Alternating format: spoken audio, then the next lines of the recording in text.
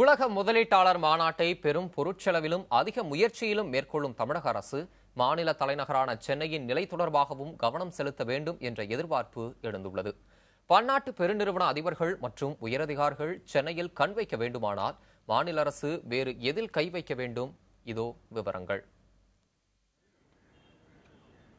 Metro நகரங்களில் ஒன்றாகவும் தென்னிந்தியாவின் நுழைவாயிலாகவும் இருக்கும் சென்னையை உள்நாட்டு முதலீட்டாளர்கள் மட்டுமின்றி வெளிநாட்டினர் பலரும் பெயரளவில் அறிவர்.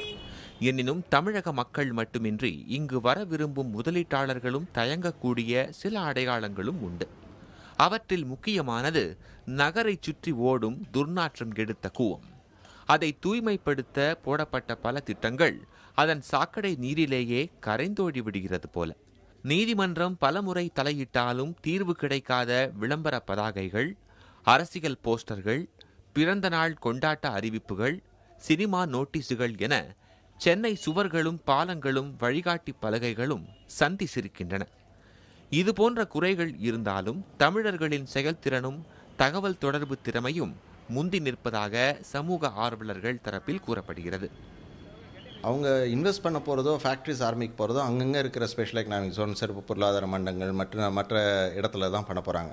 ஸோ வரவங்க மெயினாக பார்க்குறதும் பார்த்திங்கனாக்கா, தமிழ்நாட்டில் பார்க்குறதுன்னு பார்த்திங்கனாக்கா நம்மளுடைய நல்ல கம்யூனிகேஷன் சிஸ்டம், தொலைத்தொடர்பு அண்டு டேலண்ட் பூல், நல்ல ஒர்க் ஃபோர்ஸ், ஹார்ட் ஒர்க்கிங், அதாவது கடுமையாக வேலை செய்கிற மக்கள். சென்னை நகரத்தின் காற்றை வாகன புகைக்கு இணையாக மாசுபடுத்துபவை குப்பை கிடங்குகள். சரியான திடக்கழிவு மேலாண்மை வசதிகள் இல்லாததே இதற்கு காரணம்.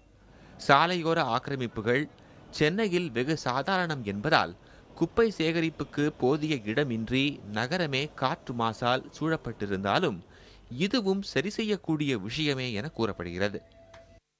ஃபேக்ட்ரின்னு இருந்தாக்கா அதெல்லாம் சில சுச்சுவேஷன்ஸ் இருக்கும். பட் உங்களுக்கு எல்லா இடத்துலையுமே அது கண்ட்ரோல் பண்ணுறதுக்கு mechanism, carbon emissions, CO2 norms, chimney systems எல்லாமே இருக்குது. என்னென்ன இடம்லாம் அதெல்லாம் பண்ண வேண்டியது என்னென்னமோ டெக்னாலஜியை வச்சுக்கிட்டு எல்லாமே குறைக்கலாம்.